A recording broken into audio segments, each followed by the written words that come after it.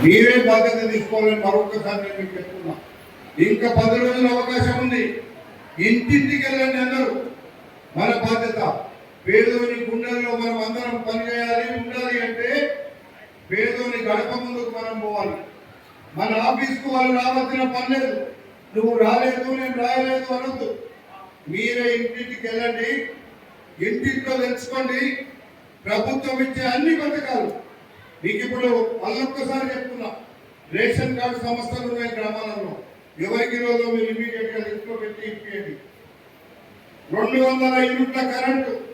నేను మొన్ననే మీటింగ్లలో చెప్పిన, ఒకవేళ మీకు రేషన్ కార్డు లేకున్నా పర్వాలేదు, లేకపోతే మీకు ఎవరైతే 200 యూనిట్ల కరెంటు కాల్చిన తర్వాత వాళ్ళకు బిల్లు వస్తే మీరు కట్టకండి.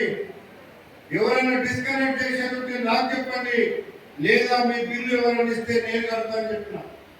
ఆ డబ్బులు నేను కట్టాను, ప్రభుత్వంకి రావాలో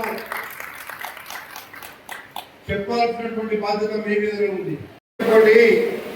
ఇక్కడ ఉండేటువంటి మీరు చేసినటువంటి మోసాలు, ఇక్కడ చేసిన దగ ఆ పేదోళ్ళకి ఇచ్చినుంటే ఇబ్రాహీంపట్నం ఇంత అధ్వానంగా ఉండేది కాదని చెప్పి మీ అందరికి తెలియపరుస్తున్నాం. మీ అందరూ కూడా ఇక్కడ అంతా చాలా మంది మా అక్క చెల్లెలు ఉన్నారు. మీరు ఆలోచించండి, అర్థం చేసుకోండి. ఓట్ల ఏదో డబ్బులు ఇస్తారు, ఏదో మనం ఇక్కడే బతుకున్నామని ఆలోచన చేసే వాళ్ళు కొందరు ఉంటారు. మనకు డబ్బులో లేకపోతే ఇంకేదో ముఖ్యం కాదు. మన పిల్లల భవిష్యత్తు ముఖ్యము. మన పిల్లల యొక్క ముందు చూపు కోసం ఆలోచించాల్సినటువంటి అవసరం మనందరి మీద ఉంది. అది ఆలోచించకపోతే ఇబ్రాహీంపట్నంలో నేను చూస్తుంటా, ఏ వాడకపోయినా మన వాళ్ళు మోరీల ముందు కూర్చొని అన్నం తింటుంటారు.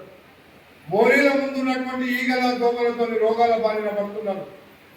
అన్ని గ్రామాల్లో, చాలా గ్రామాల్లో ఇలాంటి పరిస్థితి ఉంది.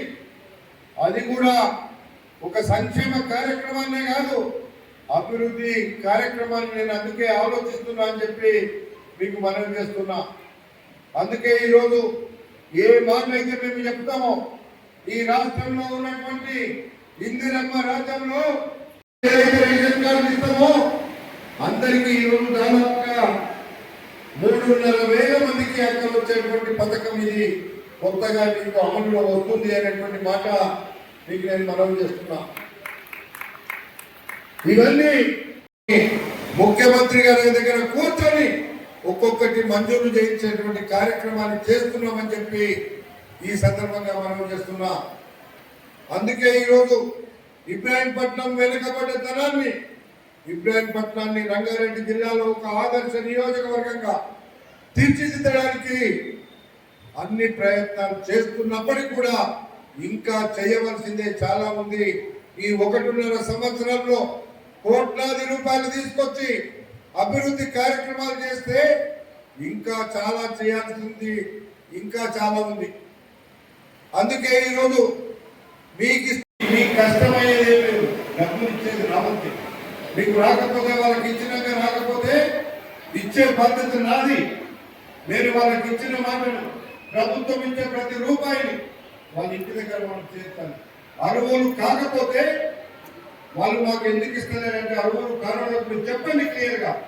మీకు ఉద్యోగం ఉందనో లేకపోతే ఇంకేదన్నా మనకు అర్హతలు లేవనో చెప్పడానికి మనకు అవకాశం ఉంది. వాళ్ళు మళ్ళీ అడగారు మనం అందుకోవాలి అనేది తప్ప ఇంకొక పని చేయని దొంగలు ఈరోజు పెద్దగా మనం ఇచ్చే ప్రతి కార్యక్రమాన్ని ఏదో తప్పుడు ప్రచారం చేస్తున్నారు.